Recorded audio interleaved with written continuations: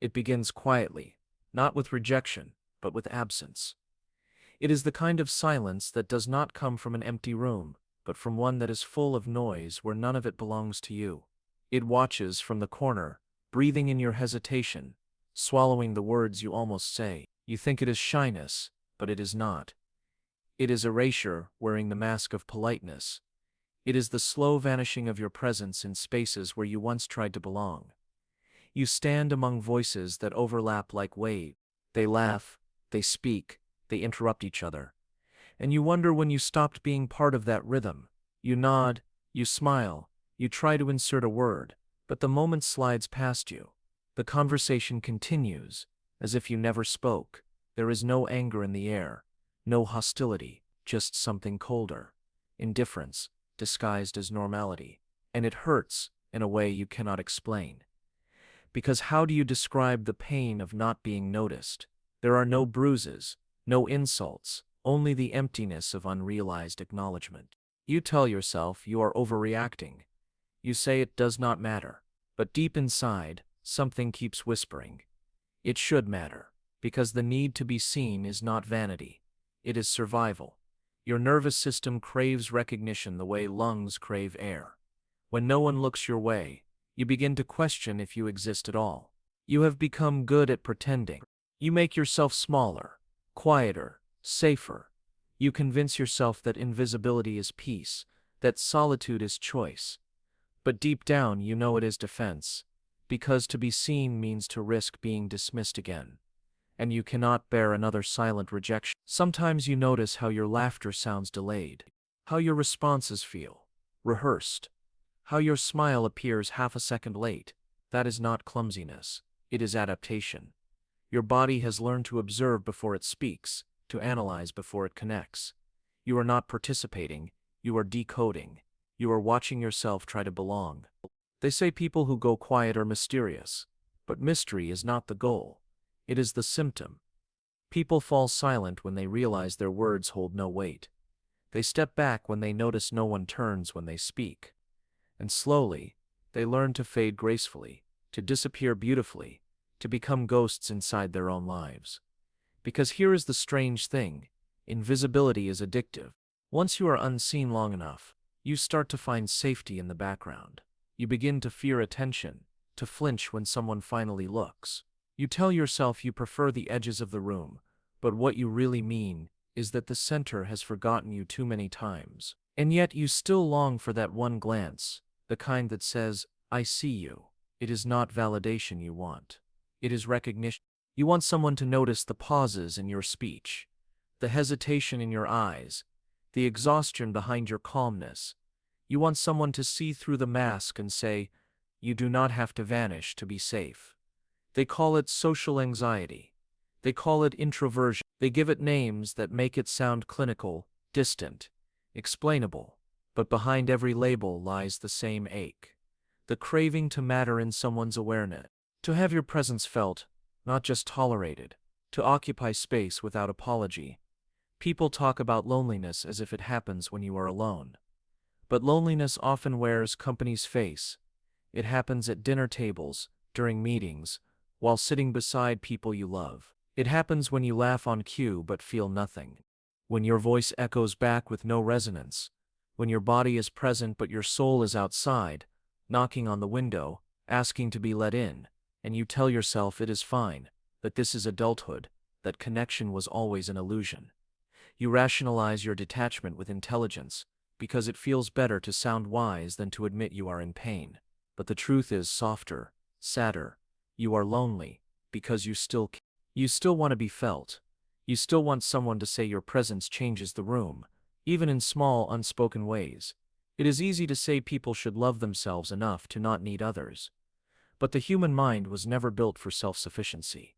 Your nervous system is wired to co-regulate. Your sense of identity forms in the reflection of another's gaze. You learn who you are through the faces that mirror you. So when the mirror turns blank, you start to disappear from yourself too. You look at others, confident, loud, magnetic, and wonder what they have that you lack. You study their tone, their posture, their energy. You try to imitate, but imitation is exhausting. and pretending to be seen is not the same as being known. So you stop trying, you fold inward, you make peace with the background. But that peace feels thin, fragile, conditional. Sometimes you catch your reflection and do not recognize it. You stare, trying to find the person you used to be, the one who once filled rooms with stories, laughter, and warmth. But now that version feels like someone you met long ago and lost along the way. And you wonder, did you shrink, or did the world stop looking? It is not your imagination. The world does overlook the quiet ones. It praises those who speak the loudest, who shine the brightest, who demand space with confidence. But there is a quiet rebellion inside you, the kind that refuses to vanish completely. You still show up. You still exist in the silence. And that persistence, that endurance of invisibility, is its own form of strength. Because invisibility does not mean absence. It means observation. You see what others miss. You feel what others ignore. You notice details too small for attention. The tremor in a voice, the sadness behind a smile, the emptiness in celebration. You are unseen, yes. But you see everything. And that is where the shift begins, quietly, imperceptibly. The pain of being invisible turns into awareness. You begin to realize that being unnoticed does not erase your depth. But sometimes, the most profound souls are the ones the world forgets to acknowledge. It watches you rise from that truth, slow but steady. It understands that invisibility was never a curse. It was a cocoon, a space where you learn to exist without applause, to grow without validation. And though it still aches, it knows now, being unseen does not mean being unreal. It waits in the space between your sentences. That invisible weight pressing down when you pause too long before speaking. It does not shout, it lingers. It collects inside your chest like still water, reflecting every failed attempt at being heard. And over time, it teaches you a cruel lesson, that sometimes silence feels safer than the echo of being ignored. You begin to measure your worth by reactions, the nods, the laughs, the glances that follow your words. And when they stop coming, you start disappearing from yourself. You grow quiet, not because you have nothing to say, but because you have learned that speaking changes nothing. There is a specific kind of loneliness that forms when you exist in someone else's blind spot. It shapes your posture, your tone, your confidence. You start calculating how much of yourself is acceptable to show. You edit your own personality, piece by piece, until only fragments remain. And even those feel temporary. You start observing others, the way a scientist observes a phenomenon. Curious, detached, slightly envious. You notice how easily they occupy space, how naturally they connect. They do not hesitate before speaking. They do not check the room for permission. They exist with the kind of ease you forgot you had once. And the mind begins its quiet rebellion. It whispers that something is wrong with you, that perhaps your presence carries no gravity, that you were meant to be background noise in other people's lives. These thoughts do not shout, they seep slowly, until you begin believing them. They will tell you that everyone feels invisible sometimes, that it is normal. But they do not understand the chronic version of this feeling, the one that rewires how you walk into rooms. People like you start anticipating rejection before it happens. You read body language like a second language. You hear the tone of indifference before it is even spoken. And so, you retreat preemptively before anyone confirms what you already fear. You tell yourself you are being self-aware, emotionally intelligent, cautious. But deep down, it is self-protection, the kind that builds invisible walls around your voice, the kind that convinces you that silence is dignity.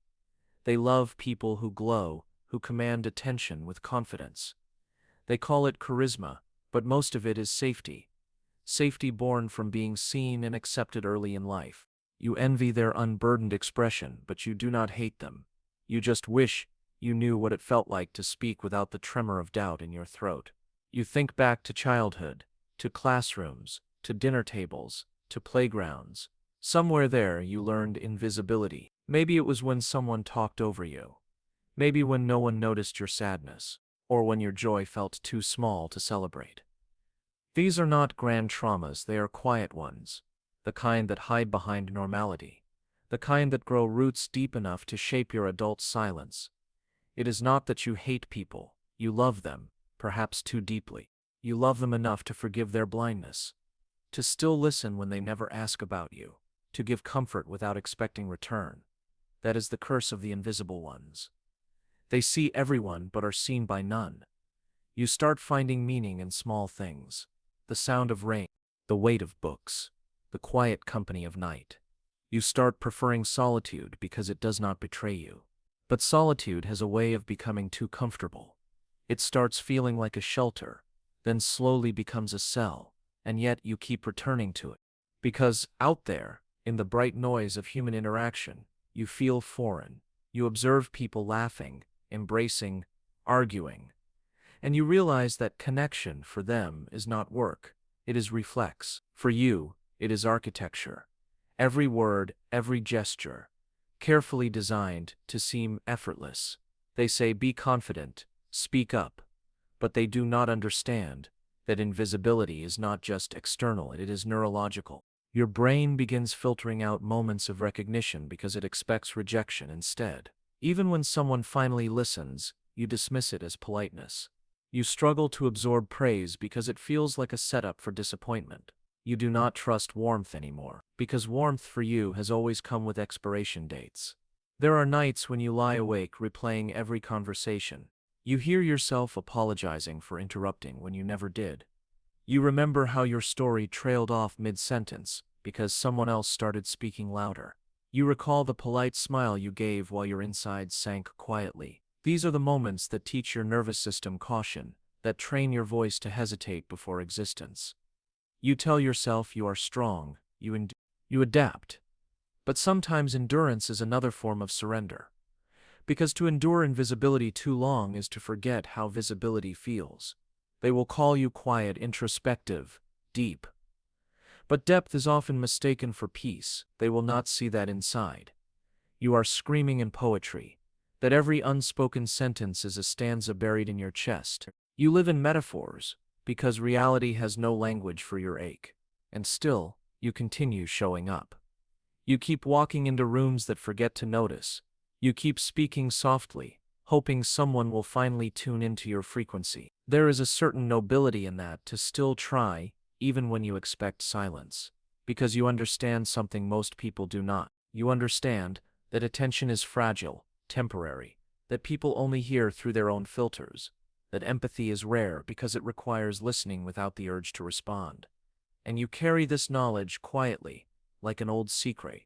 It watches you from within, this condition, this invisibility. It wonders how long before you realize that disappearing has never been your true nature. It waits for you to look inward, not outward. Because deep down, it knows the world's blindness is not your fault, but your acceptance of it might be your cage. The descent is not the fall. It is the realization that you have been falling for years, slowly, gracefully, silently, until now. It begins not with noise, but with a breath. The same kind you used to hold in crowded rooms, afraid your presence might disturb the air. This time you let it out, and as you do, something subtle shifts. The silence feels less like punishment, more like pause. It has been waiting for you to notice that invisibility was never emptiness. It was space sacred, unclaimed, and yours. You start seeing yourself through quieter eyes. You realize you were never missing from the room, only misplaced within your own awareness. You had been searching for mirrors in other people's faces, forgetting that reflection also lives in solitude. You are not unseen, you are unreflected. And there is a difference, because when you stop performing visibility, you begin experiencing presence. You start to feel the weight of your own thoughts again, not as noise, but as evidence of existence. You rediscover the texture of your voice, the sincerity of your own company. You begin to understand that belonging does not start with being noticed, it starts with noticing yourself. They will continue talking, they will still fill rooms with words that evaporate before meaning. But you now begin to listen differently. You no longer chase entry into conversations that do not have space for your truth. You no longer measure worth by the echoes you receive. Because presence, true presence, is not measured by how loudly you are heard, but by how deeply you feel. You start seeing others for what they are, noisemakers in search of silence. You realize that many who seem confident are only loud enough to drown their own insecurities. The world rewards volume, but not awareness, and you, having lived in the quiet, have learned awareness intimately. They will never understand how much strength it takes to remain soft in a world that ignores you. They will call it weakness, timidity, introversion. But you know better. You know softness is endurance disguised as silence. You know it takes more courage to stay kind while unseen than to shout for attention. And when you look around again, you notice something strange. Not everyone fails to see you. Some eyes meet yours differently now. Not out of obligation, but recognition. It is not that the world changed. You did. You stopped begging for acknowledgment. You started emanating presence without seeking approval. That quiet confidence begins to fill the room, not with sound but with energy. There is a particular beauty in becoming visible to yourself first. Because once you are visible to yourself, invisibility loses its sting. You no longer vanish when ignored. You remain, you persist, you witness, you exist fully, even in silence. You learn to differentiate between solitude and isolation. Isolation is the wound. Solitude is the salve. One depletes, the other restores. And slowly, solitude starts feeling like sanctuary. It becomes a place where your thoughts are not interruptions, but invitations. Where your quietness is not absence, but attention. You start to forgive the world for overlooking you.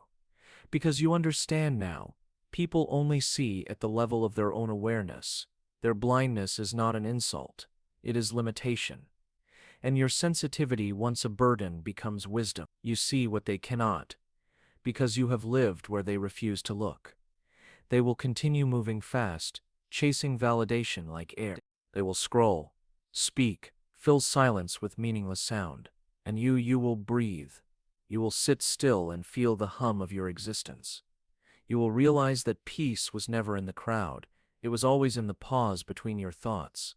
You start redefining visibility. It is no longer about being the loudest in the room, but being the most present within yourself.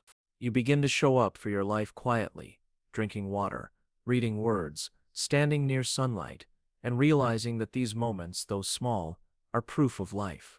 Because you no longer need to be seen to be real. You exist beyond recognition. You are valid without witness. It dawns on you that maybe invisibility was not a curse, but a teacher, one that forced you to find yourself in the absence of mirrors. It taught you how to listen deeply, how to observe compassionately, how to stay gentle in a world that celebrates noise. You start understanding the strange paradox of being unseen. It allowed you to see more clearly. You recognize the ache in others now, the nervous laughter, the forced smiles, the eyes that dart away when truth feels too close. You see them not as strangers but as echoes of your former self. And in seeing them, you realize you were never truly invisible.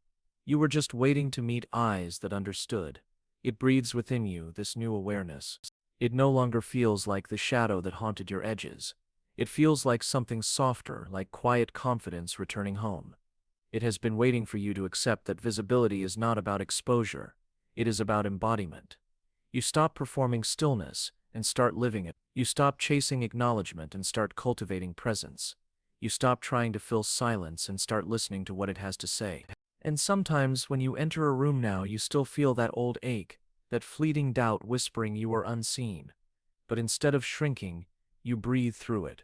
You remind yourself, it is not that they do not see me.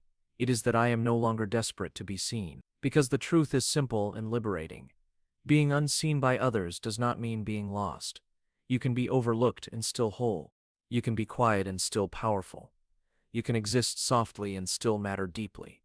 It stands beside you now, not as loneliness but as awareness. It has watched you walk through silence and come out luminous. It smiles quietly, knowing you no longer fight it. Because invisibility at its purest was never about erasure. It was about transformation. It was never that you disappeared. It was that you dissolved into understanding. And now you return, not louder, but clearer, because it was never the crowd's gaze that made you real. It was the moment you looked inward and finally saw yourself. You were never invisible, only unseen by those still learning how to look. Subscribe for more reflections like this.